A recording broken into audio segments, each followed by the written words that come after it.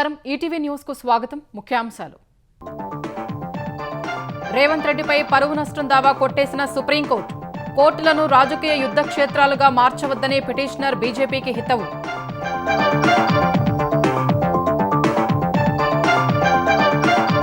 తెలంగాణలో యూరియా కోసం ఆగని రైతుల అగచాట్లు పలుచోట్ల అన్నదాతల ఆందోళనలు కొరతకు కేంద్రమే కారణమన్న పొన్నం ఆంధ్రప్రదేశ్లోనూ యూరియా కోసం దుకాణాల వద్ద రైతుల బారులు పంపిణీ చేయనందుకు పలుచోట్ల అధికారులతో వాగ్వాదాలు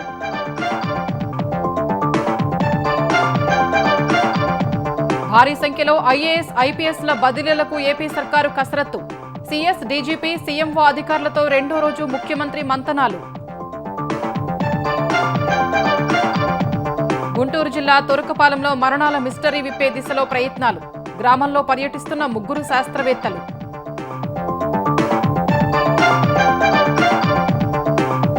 ఐదు రాష్ట్రాలు సహా జమ్మూ కశ్మీర్లో ఎన్ఐఏ విస్తృత సోదాలు ఉగ్రవాదులకు నిధులు సమకూర్చే వారే లక్ష్యంగా అధికారుల తనిఖీలు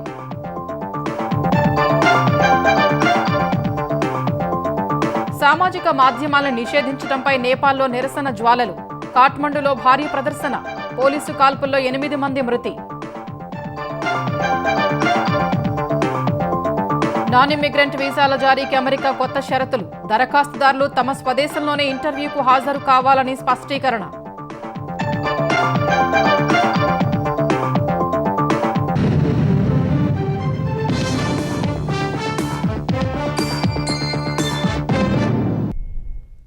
ఎన్నికల ప్రచారంలో సీఎం రేవంత్ రెడ్డి చేసిన వ్యాఖ్యలపై దాఖలైన పరువు నష్టం దావాను సుప్రీంకోర్టు కొట్టివేసింది. ఎన్నికల్లో గెలిస్తే రాజ్యాంగాన్ని మార్చేస్తారని రేవంత్ రెడ్డి ప్రచారం చేశారని, ఆయన వ్యాఖ్యల పట్ల మూల్యం చెల్లించాలని తెలంగాణ బీజేపీ పిటిషన్లు దాఖలు చేసింది. ఈ పిటిషన్లను గత నెలలో తెలంగాణ హైకోర్టు కూడా కొట్టేసింది. హైకోర్టు ఉత్తర్వుల్ని సవాలు చేస్తూ బీజేపీ సుప్రీంకోర్టును ఆశ్రయించింది. ఈ పిటిషన్పై విచారణ జరిపిన సీజేఐ బీఆర్ గవాయ్ నేతృత్వంలోని త్రిసభ్య ధర్మాసనం రాజకీయ నేతలకు సున్నిత మనసు ఉండకూడదని సూచించింది. కోర్టులను రాజకీయ యుద్ధ క్షేత్రాలుగా మార్చవద్దని హితవు పలికిన ధర్మాసనం బీజేపీ పిటిషన్ను కొట్టేసింది. తెలంగాణలో రైతులకు సకాలంలో బ్యాంకర్లు రుణాలు ఇవ్వాలని ఉప ముఖ్యమంత్రి భట్టి విక్రమార్క కోరారు. క్షేత్రస్థాయిలో ఆస్తుల తాకట్టు ఫిక్స్డ్ డిపాజిట్లు చేయండంటూ రైతుల్ని ఒత్తిడి చేయవద్దన్న భట్టి బ్యాంకర్లు పూర్తి మానవీయ కోణంలో ఆలోచించాలని సూచించారు. హైదరాబాద్ ప్రజాభవన్లో జరిగిన రాష్ట్ర స్థాయి బ్యాంకర్ల సమితి ఎస్ఎల్బీసీ సమావేశంలో పాల్గొన్న భట్టి తెలంగాణ ప్రగతిలో బ్యాంకర్ల పాత్ర ప్రముఖమైందన్నారు. తెలంగాణ ప్రభుత్వం అమలు చేస్తున్న సంక్షేమ పథకాలు, అభివృద్ధి కార్యక్రమాలు, సేవ, మౌలిక సదుపాయాల కల్పన, ఇతర ప్రాధాన్యతా రంగాలకు ఇతోధికంగా రుణాలు ఇవ్వాలని ఉప ముఖ్యమంత్రి సూచించారు. I appeal to bankers for giving more focus to vulnerable sections of the society, more particularly the weaker sections. This is essential for overall development of the society. Banks need to strategize further in this area. So I request, because the state has taken up nearly about 4,50,000 housing at a time in this particular year. So I request all the banking sector. So it is also one of the sector where you can really think and lend the money to them to construct their houses faster. Self-employment scheme, please think very positively and see to that they get without any hindrances in the bank by asking the collateral securities, where your rules and regulations are also saying that you can go to the extent of some limit. తెలంగాణలో urea కోసం రాస్తారోకోలు, ధర్నాలు చేసిన రైతుల ఇక్కట్లు మాత్రం తీరడం లేదు. మెదక్ జిల్లా చేగుంటలో urea పంపిణీ చేయాలంటూ రైతులు రాస్తారోకో చేశారు. కౌడిపల్లిలో హైదరాబాద్ మెదక్ ప్రధాన రహదారిపై అన్నదాతలు ధర్నా చేపట్టారు. రామాయంపేట, నిజాంపేటలో తెల్లవారుజాము నుంచే రైతులు బారులు తీరారు. నల్గొండ త్రిపురారంలో పీఎస్సీ వద్ద రైతులు తెల్లవారుజాము నుంచే పడిగాపులు కాశారు. సిద్దిపేట జిల్లా మిరుదొడ్డిలో యూరియా కోసం అర్ధరాత్రి నుంచి పడిగాపులు కాసిన రైతులు నిల్వలు లేకపోవడంతో ఆగ్రహం వ్యక్తం చేస్తూ రాస్తారోకో చేపట్టారు. హన్మకొండ జిల్లా కమలాపురం మండలం మర్రిపల్లిగూడెం పీఎస్సీ వద్ద రైతులు చెప్పులు క్యూలైన్లో పెట్టి పడిగాపులు కాశారు. పరకాల నియోజకవర్గంలోనూ ఇదే పరిస్థితి నెలకొంది. వరంగల్ జిల్లా ఖానాపురం మండలంలో యూరియా కోసం రైతులు గంటల కొద్దీ బారులు తీరారు. మన్పూతులగడ్డ వ్యవసాయ కేంద్రం వద్ద ఓ రైతు సొమ్మసిల్లి పడిపోయాడు. తోటి రైతులు అతన్ని ఆసుపత్రికి తరలించారు. నర్సంపేట మండలంలోనూ పీఎస్సీ కేంద్రాల వద్ద 20 గ్రామాల రైతులు పడిగాపులు కాశారు. కొమురం భీం జిల్లా రెబ్బల మండల పీఎస్సీ ఎదుట రోడ్డుపై సుమారు 400 మంది రైతులు బైఠాయించగా 5 కిలోమీటర్ల మేర ట్రాఫిక్ జామ్ అయింది. తెల్లారి గట్ల 1 గంట రావడం జరుగుతుంది. మాకు ఏరియా లేదు, స్టాక్ లేదు, అదంటే ఇది అంటారు, ఆధార్ కార్డు అంటారు, తర్వాత పాస్బుక్లు అంటారు, అదంటారు. మాకు ఏరియా దొరకట్లేదు. పాస్బుక్ జిరాక్స్ తీసుకొని ఆధార్ కార్డు పట్టుకొని రామను ఇవాళ వారం నుంచి తిప్పుతున్నారు. ఏదైనా కట్ట కూడా ఇస్తలేరు. మాకంతా ఇబ్బంది పెడుతున్నారు సార్. ఇక్కడ 1000 ఎకరాలు సాగు చేస్తే యూరియా ఎప్పుడు వస్తుంది? ఇప్పటికీ నాటేసి 4 రోజులు దాటిపోయింది. ఇప్పుడే పిలకలు వచ్చే దశలో యూరియా చల్లకపోయినాక ఎప్పుడు గవర్నమెంట్ పంపిస్తానికి మేము డిమాండ్ చేస్తా ఉన్నాం. కరెక్ట్ టైం చల్లకపోతే క్రాప్ ఎట్లా వస్తుంది? రైతు ఎట్లా బతకాలి? పెట్టుబడులు ఇన్ని తెచ్చిపెట్టిండు, పుస్తకాలు కూడా పెట్టుకుంటూ అప్పులు తెచ్చుకురు, 2 రూపాయలు 3 రూపాయలు ఫైనాన్స్ లో తెచ్చుకురు, అన్ని రకాలు తెచ్చుకురు అప్పులు రైతులు. శనివారం రోజు బతాలు ఇచ్చిన రోజు మాకు సోమవారం వస్తే తప్పకుండా మీకు ఇస్తామని చెప్పారు. సోమవారం మేము 2 గంటలకు వచ్చి ఇక్కడ ఉన్నాము. ఉంటే మాకు ఇప్పుడు 7 అయినా కూడా మాకు చైర్మన్ గారికి ఫోన్ చేస్తే ఆయన అంటారు కదంటే బుధవారం వస్తాయి ఇప్పుడు రావు అని అన్నారు. మరి అదే విషయాన్ని మీరు ఇక్కడ ఒక బోర్డు ఏర్పాటు చేయండి, మాకు అదొక సహాయం చేయండి. మీరు బత్తాలు ఇవ్వకుండా పర్లేదు కానీ మాకు ఒక సహాయం చేయండి. మీరు ఏం సహాయం చేయంటారు? ఒక బోర్డు ఏర్పాటు చేయండి. మీరు రేపు రాదు ఎల్లుండి పలానా రోజు వస్తాయని చెప్పండి. సరే మాకు తెలియదు అని అంటారు కావచ్చు.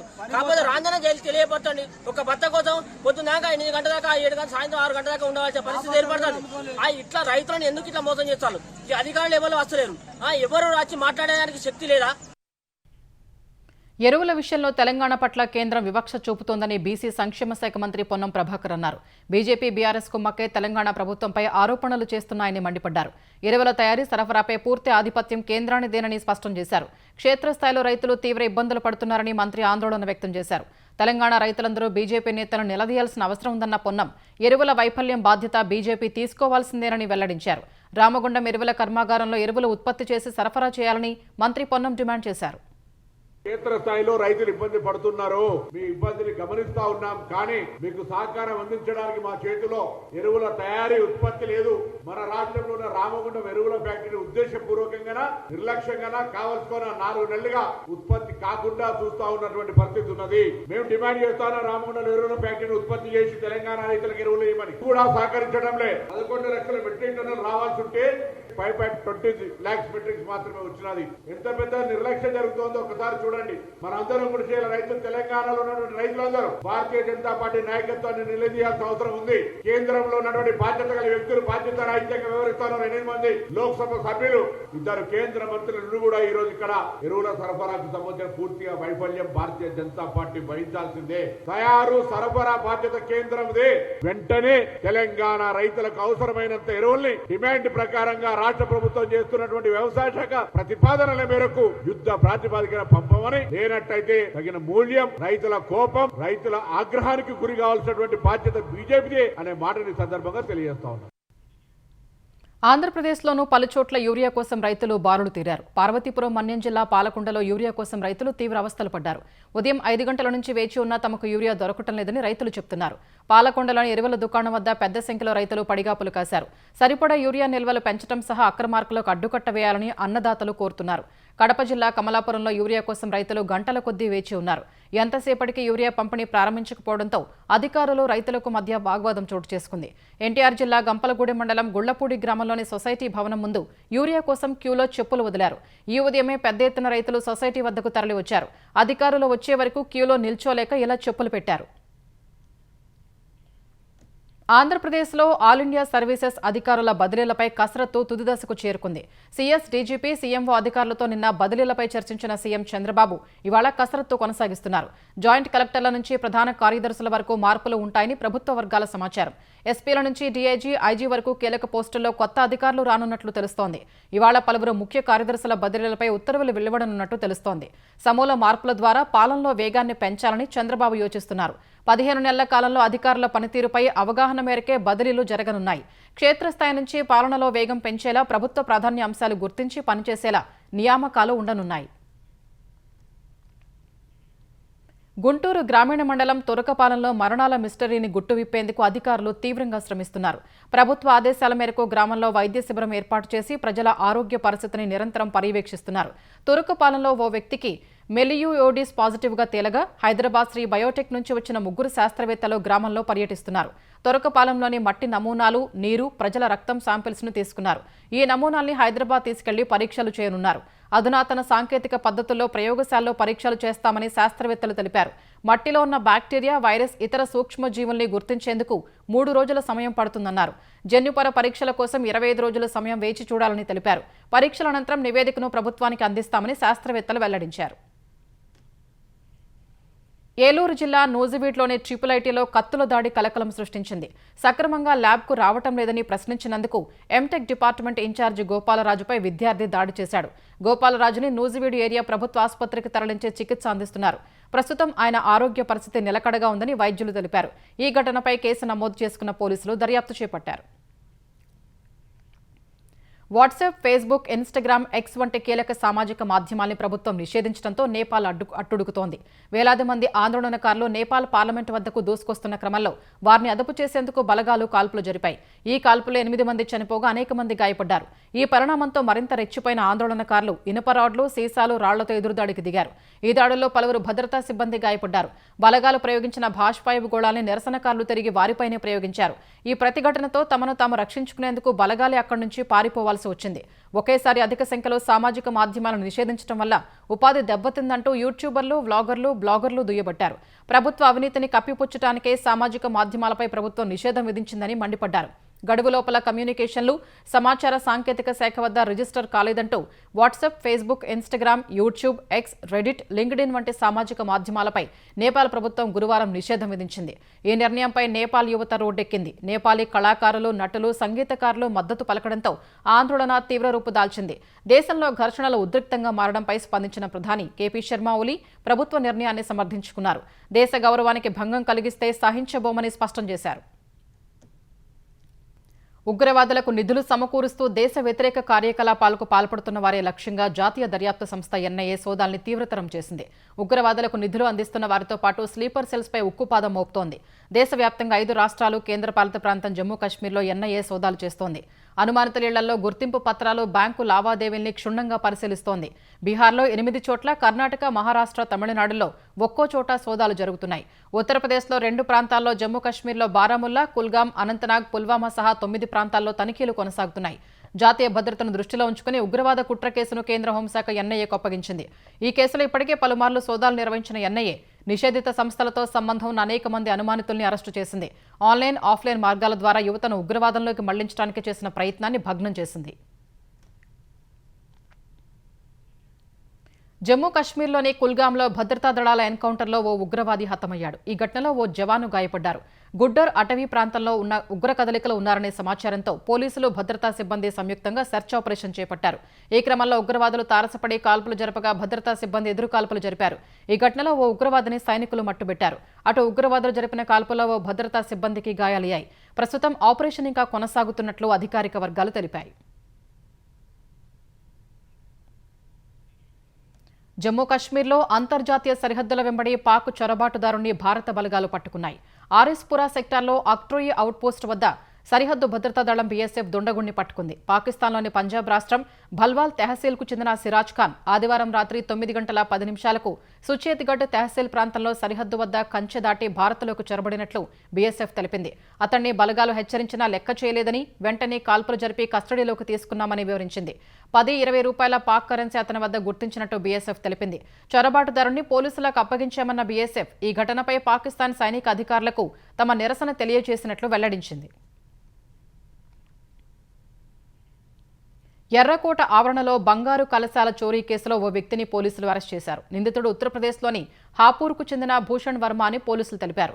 చోరీ కేసులో నిందితుడిని విచారిస్తున్నట్లు వెల్లడించారు. ఢిల్లీలో అత్యంత కట్టుదిట్టమైన భద్రత ఉండే ఎర్రకోట ఆవరణలో ఇటీవల జైనమత కార్యక్రమం జరిగింది. అందులో ప్రముఖుల్ని ఆహ్వానించే పనిలో నిర్వాహకులు ఉండగా జైన పూజారి వేషంలో వచ్చిన దొంగ పూజా సామాగ్రి ఉన్న గదిలోకి వెళ్లాడు. 1,50,00,000 రూపాయల విలువైన 2 బంగారు కలశాలు, ఇతర సామాగ్రిని సంచిలో వేసుకుని అక్కడి నుంచి జారుకున్నాడు. ఈ దృశ్యాలన్నీ సీసీ కెమెరాలో రికార్డు కాగా వాటి ఆధారంగా పోలీసులు నిందితుడిని అరెస్ట్ చేశారు. పంజాబ్ నేషనల్ బ్యాంకుకు 1,000 కోట్లు ఎగ్గొట్టి పారిపోయిన ఆర్థిక నేరగాడు మొహుల్ చోక్సీని అప్పగిస్తే అతన్ని ఏకాంతంగా నిర్బంధించబోమని బెల్జియంకు భారత్ హామీ ఇచ్చింది. అంతర్జాతీయ ప్రమాణాల్ని పాటిస్తూ సౌకర్యాలను ఏర్పాటు చేస్తామని వివరించింది. చోక్సీని ముంబై జైల్లోని బ్యారెక్ నంబర్ 12లో ఉంచనున్నట్లు బెల్జియం అధికారులకు భారత్ తెలిపినట్లు సమాచారం. అందులో ఎక్కువ మంది ఖైదీలు ఉండరని, 24 గంటలు నిఘా ఉంటుందని తెలిపింది. ఫర్నిచర్ కాకుండా 3 చదరపు మీటర్ల స్థలం అందుబాటులో ఉంటుంది. సరిపడా గాలి, వెలుతురు, వస్తువులు దాచుకునే సౌకర్యం, కాటన్ పరుపు, దిండ్లు, బెడ్షీట్, దుప్పటి ఏర్పాటు చేస్తారు. సరిపడా ఆహారం, తాగునీరు, వైద్య సదుపాయం కల్పిస్తారు. పంజాబ్ నేషనల్ బ్యాంక్ నుంచి తీసుకున్న 13,000 కోట్ల రుణాలను చోక్సీ ఎగ్గొట్టి యాంటిగ్వా, బార్బుడాకు పారిపోయాడు. తర్వాత బెల్జియం పౌరసత్వం తీసుకున్నాడు. అందుకే అతన్ని భారత్కు అప్పగించేందుకు పలు షరతులకు అంగీకరించాల్సి వస్తోంది. ఈ కేసులో మరో ప్రధాన నిందితుడైన అతడి మేనల్లుడు నీరవ్ మోదీ దేశం విడిచి లండన్ పారిపోయాడు. హైదరాబాద్ హెచ్ఎండిఏ కార్యాలయం వద్ద RRR అలైన్మెంట్ తక్షణమే రద్దు చేయాలని డిమాండ్ చేస్తూ భూ నిర్వాసితులు ఆందోళన చేపట్టారు. RRR అలైన్మెంట్లో తమ పంట పొలాలు కోల్పోతున్నామని రైతులు ఆవేదన వ్యక్తం చేశారు. నల్గొండ, యాదాద్రి, సంగారెడ్డి, సిద్దిపేట, వికారాబాద్, మహబూబ్ నగర్, రంగారెడ్డి జిల్లాల రైతులు భారీ ఎత్తున ఆందోళనలో పాల్గొన్నారు. గతంలో RRRకు భూములు ఇవ్వాలంటూ హెచ్ఎండిఏ నోటీసులు ఇవ్వగా నోటీసులు అందుకున్న రైతులు కూడా నిరసనకు దిగారు. మార్కెట్ ధర ప్రకారమే భూములకు పరిహారం చెల్లించాలంటూ భూ నిర్వాసితులు డిమాండ్ చేశారు. లేదంటే RRRను రద్దు చేయాలని బాధితులు కోరుతున్నారు. ఉన్నటువంటి ఒక 12 ఎకరాల భూమి ఉందండి. ఆ 12 ఎకరాల భూమిలో RRRలో పోతుంది. ఇటు కొంచెం అటు కొంచెం, ఇటు అద్దెకరం అటు అద్దెకరం మిగిలేటట్టు ఉంది. మధ్యలోకి వెళ్ళిపోతుంది RRR. మాకు నష్టపరిహారం భూమి ఇస్తారా, లేకపోతే ఉన్నటువంటి బహిరంగ మార్కెట్ రేట్ ఇస్తే మేము భూములు ఇస్తాను సిద్ధం. మాకున్న 4 ఎకరాలు పోతుంది సార్. మాది వ్యవసాయ భూమి. ఇక్కడ మా వాళ్ళందరం ఉన్నాము, మా పిన్ని, మా వాళ్ళందరూ ఉన్నారు. వాళ్ళందరూ భూములు పోతున్నాయి సార్. మేము వ్యవసాయం చేసుకున్న భూములు సార్. మాకు ఫ్రీగా ఎవరిచ్చింది కాదు, మా రెక్కల కష్టం పెట్టి మేము కొనుక్కున్న భూములు సార్. మావి తీసుకోవడానికి అయితే వాళ్ళకైతే అధికారం లేదు కదా సార్. మొత్తం ఊడ్చుకుపోతుంది సార్. పంట వండని భూములా కదా సార్, పత్తి వండుతుంది, బంగారం లెక్క వండుతుంది పత్తి. అలాంటి భూములు తీసుకోవడం ఏంటి సార్? ఎక్కడిది సార్ ఈ న్యాయం? గవర్నమెంట్ దీన్ని పరిశీలన చేసి విరమించుకుంటే మంచిది. RRR రోడ్ అనేది మొత్తం రద్దు చేసుకోవాలనేది మా ఉద్దేశం. అందుకని మేమంతా పెద్ద ఎత్తున ధారణ చేస్తూ ఉన్నాం. ఈ RRR రద్దు చేసే వరకు పోరాటం చేయాలనే ఉద్దేశంతో పోరాటం చేస్తూ ఉన్నాం. భూమి ఎంత పోతుందో అంత భూమి అని ఇవ్వాలి, లేకపోతే మార్కెట్లో బజార్ రేట్ ఎంత ఉందో ఆ రేటు ప్రకారం ఇవ్వండి. కాళేశ్వరం ప్రాజెక్టుపై పీసీ ఘోష్ కమిషన్ వేసి కాంగ్రెస్ ప్రభుత్వం కొండను తవ్వి ఎలుకను కూడా పట్టలేకపోయిందని బీఆర్ఎస్ కార్యనిర్వాహక అధ్యక్షుడు కేటీఆర్ అన్నారు. ఇప్పుడు సీబీఐ విచారణకు అప్పగిస్తున్నట్లు కొత్త నాటకానికి తెరలేపారని విమర్శించారు. ప్రజల సొమ్ముతో సీఎం రేవంత్ రెడ్డి ఇష్టారీతిన ప్రకటనలు గుప్పిస్తున్నారని మండిపడ్డ కేటీఆర్ తలవద్ద కాకుండా తోకవద్ద ప్రాజెక్టుకు శంకుస్థాపన చేస్తున్నారని దుయ్యబట్టారు. ఎన్ని దిక్కుమాల మాటలు మాట్లాడినా చివరికి కాళేశ్వరమే దిక్కైందని తెలిపారు. మల్లన్న సాగర్ వద్ద శంకుస్థాపన చేసేందుకు కాంగ్రెస్ ప్రభుత్వానికి ముఖం చెల్లట్లేదని విమర్శించారు. కాళేశ్వరం కూలేశ్వరం అయ్యిందన్న మాటల నుంచి తప్పించుకునేందుకు ఈ డ్రామాలు చేస్తున్నారని వెల్లడించారు. సరిగ్గా వారం కిందట, ఇదే సోమవారం నాడు, వారం రోజుల కిందట కాళేశ్వరం ప్రాజెక్టు మీద కక్ష కట్టి సిబిఐ ఎంక్వైరీ అని పెట్టినారు. మరి ఈ రోజు, ఈ సోమవారం రోజు కేసీఆర్ గారు కట్టిన అదే కాళేశ్వరం ప్రాజెక్టు మీద ఆధారపడ్డ మూసీ జలాల అనుసంధానం అని పెట్టి ఇవాళ శంకుస్థాపన చేస్తూ ఉన్నారు. ఇక్కడ విచిత్రం ఏంటంటే, కాకపోతే ఎవరైనా మనిషి జ్ఞానం ఉన్నవాడైతే తల దగ్గర శంకుస్థాపన చేస్తారు. తల దగ్గర చేస్తారు. ఎక్కడైతే నీళ్లు ఉన్నాయో అక్కడ శంకుస్థాపన చేస్తారు. కేవలం తలా తోక లేని వాళ్ళే తోక దగ్గర చేస్తారు. ఎందుకంటే బాధ ఏముంది ఈయనకి? మల్లన్న సాగర్ దగ్గర పోయి శంకుస్థాపన చేస్తే ఏం చెప్పాలా? ఎదురుగా కళ్ళు దొబ్బినాయా, నీకు కనబడతలేవా, అవి కాళేశ్వరం నీళ్లు కాదా అని ప్రజలు అడుగుతారు, రైతులు అడుగుతారు. ఎన్ని రోజులు కాళేశ్వరం కూలేశ్వరం అయిపోయిందని వాగిన నోళ్లే ఇవాళ అదే కాళేశ్వరం నీళ్లు తీసుకొచ్చి హైదరాబాద్ ప్రజలకు మేము గోదావరి నీళ్లు అందిస్తామని చెప్తున్నారు. అంటే ముఖ్యమంత్రి కానీ ఈ ప్రభుత్వం కానీ చెప్పకనే చెప్పినట్టు అయ్యింది. కాళేశ్వరం మరి తెలంగాణకు కల్పతరువు, తెలంగాణకు కామధేనువు అని మొదటి నుంచి మేమేదైతే చెప్తున్నామో అది అక్షర సత్యం అని కాంగ్రెస్ ప్రభుత్వమే ఇలా ఒప్పుకున్నట్టు అయింది.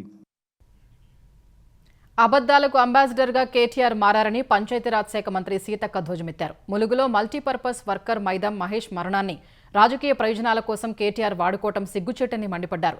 మంచినీళ్లు అనుకుని పొరపాటున పురుగుమందు తాగారని మహేష్ స్వయంగా చెప్పిన రికార్డులు ఉన్నాయని సీతక్క స్పష్టం చేశారు. అయినప్పటికీ కేటీఆర్ శవ రాజకీయాలు చేస్తున్నారని ఆగ్రహం వ్యక్తం చేశారు. మహేష్ జీతం ఆలస్యానికి కింది స్థాయి సిబ్బందే కారణమన్న మంత్రి తమ ప్రభుత్వానికి ఎలాంటి సంబంధం లేదని స్పష్టం చేశారు.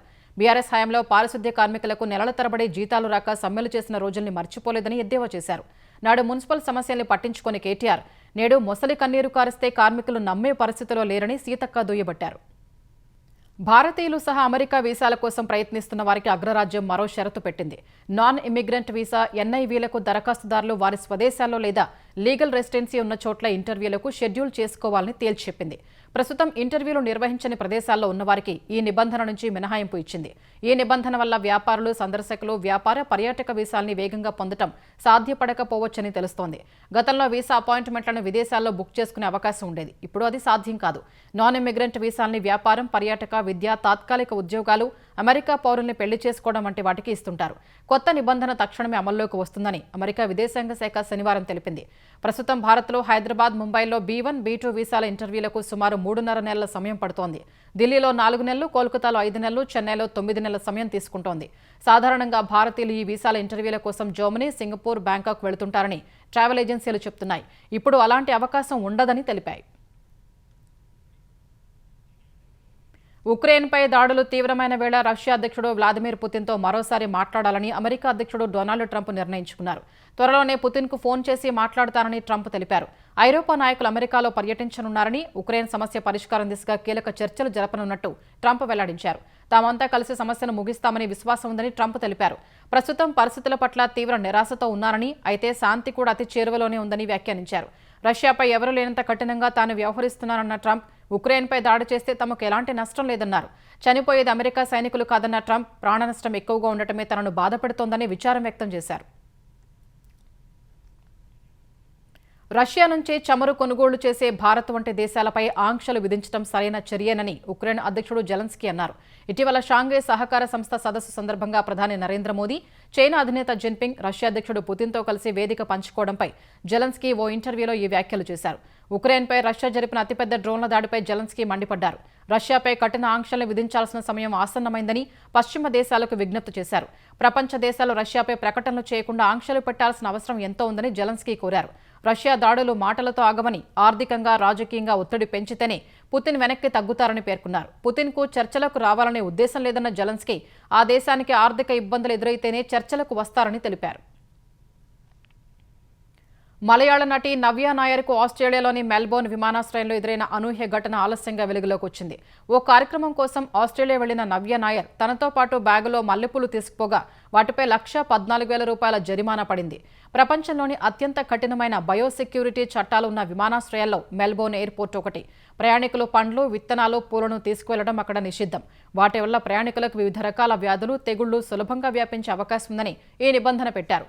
ఇది తెలియని మలయాళ నటి నవ్య నాయర్ మల్లెపూలు తీసుకెళ్లగా భారీ జరిమానా విధించారు. ప్రతిష్టాత్మక ఆసియా కప్ క్రికెట్ టోర్నీకి రంగం సిద్ధమైంది. రేపటి నుంచి యూఏఈలో ఈ టోర్నీ జరగనుంది. 2020 ఫార్మాట్లో జరిగే ఈ టోర్నీ తొలి మ్యాచ్లో ఆఫ్ఘనిస్తాన్, హాంకాంగ్ తలపడనున్నాయి.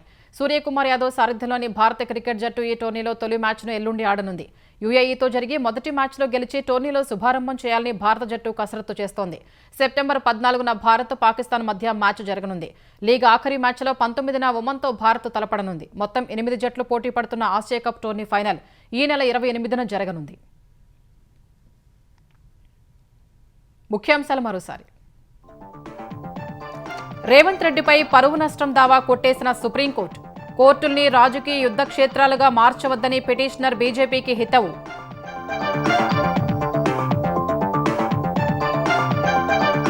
తెలంగాణలో యూరియా కోసం ఆగని రైతులు అగచాట్లు, పలుచోట్ల అన్నదాతల ఆందోళనలు, కొరతకు కేంద్రమే కారణమన్న పొన్నం.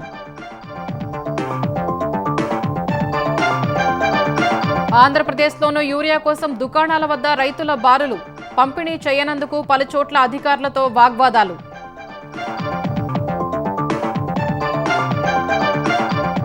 భారీ సంఖ్యలో ఐఏఎస్, ఐపీఎస్ల బదిలీలకు ఏపీ సర్కారు కసరత్తు. సీఎస్, డీజీపీ, సీఎంఓ అధికారులతో రెండో రోజు ముఖ్యమంత్రి మంతనాలు. గుంటూరు జిల్లా తురకపాలెంలో మరణాల మిస్టరీ విప్పే దిశలో ప్రయత్నాలు. గ్రామంలో పర్యటిస్తున్న 3 శాస్త్రవేత్తలు.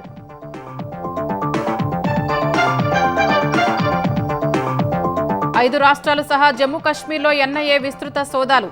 ఉగ్రవాదులకు నిధులు సమకూర్చేవారే లక్ష్యంగా అధికారుల తనిఖీలు.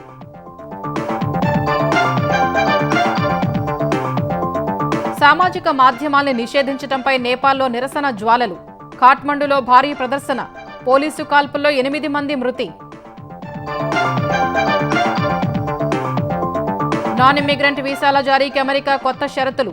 దరఖాస్తుదారులు తమ స్వదేశంలోనే ఇంటర్వ్యూకు హాజరు కావాలని స్పష్టీకరణ.